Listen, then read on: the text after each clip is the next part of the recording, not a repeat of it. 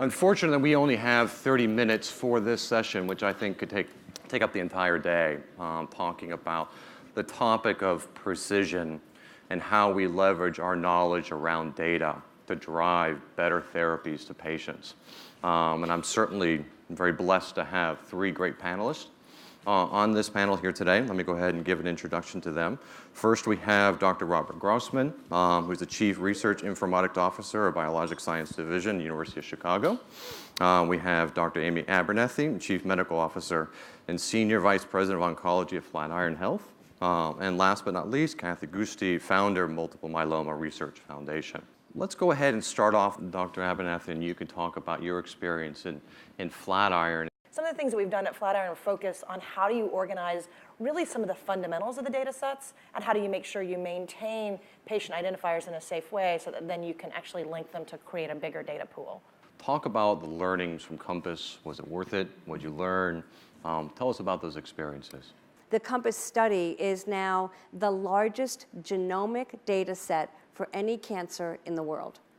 And yes, we are getting amazing findings from the COMPASS study, and it's in two areas that we all talked about during all the morning sessions. The first area is how do we find new targets and validate current targets so we can drive drug development forward. We have to understand that space, especially for high-risk myeloma patients. And the second is how do we combine that clinical data to make sure that we understand if we have 10 drugs approved, how are we using them? How do we use them effectively and efficiently?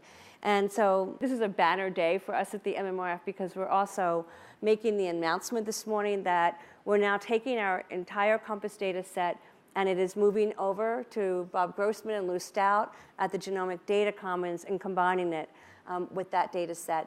And now it's the largest cancer in the GDC today. Talk about the open source concept that you've developed that helps facilitate that data sharing. There's other aspects we'll get into, but the data sharing is a key aspect of that. The reason it's important to share and share at scale is we need the raw data so that we can harmonize it. We need good processes on the clinical data. And one of the things the Genomic Data Commons does is reprocess the data with the same pipeline. So no matter where the data came from, there may be some differences, but the best we can do is at least consistently process it with consistent procedures. Talk about the patient perspective and how we can really make this centric in using this data, but not overwhelm the patient with so much information that makes them a bit dizzy.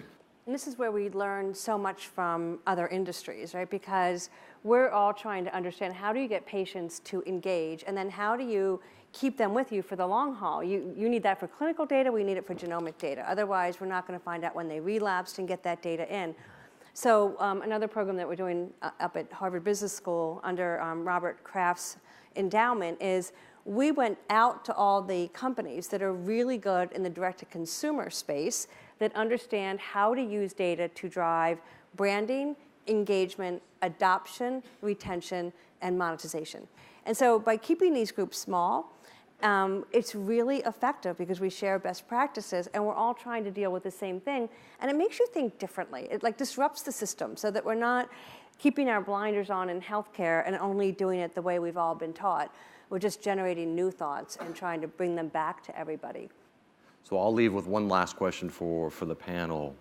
What is the world of possibilities here if we get it all right? I just want in 5 years when we ask for, when we take the genomic information, look at the molecular subtype and ask the simplest question, for that molecular subtype at this time, what's the best combination of drugs for that patient at this time? We have a better answer that's evidence-based on what we know at that time. My 5-year goal is acceleration to new knowledge. So if it's going to take us 14 to 17 years in the current model to get to new knowledge, I want to see it happening in 6, maybe 3 months.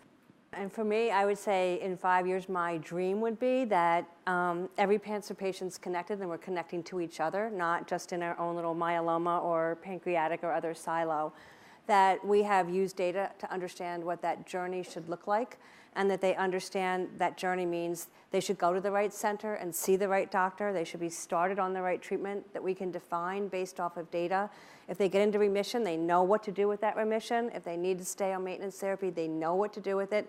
And that journey is now becoming available to them on an app on their phone.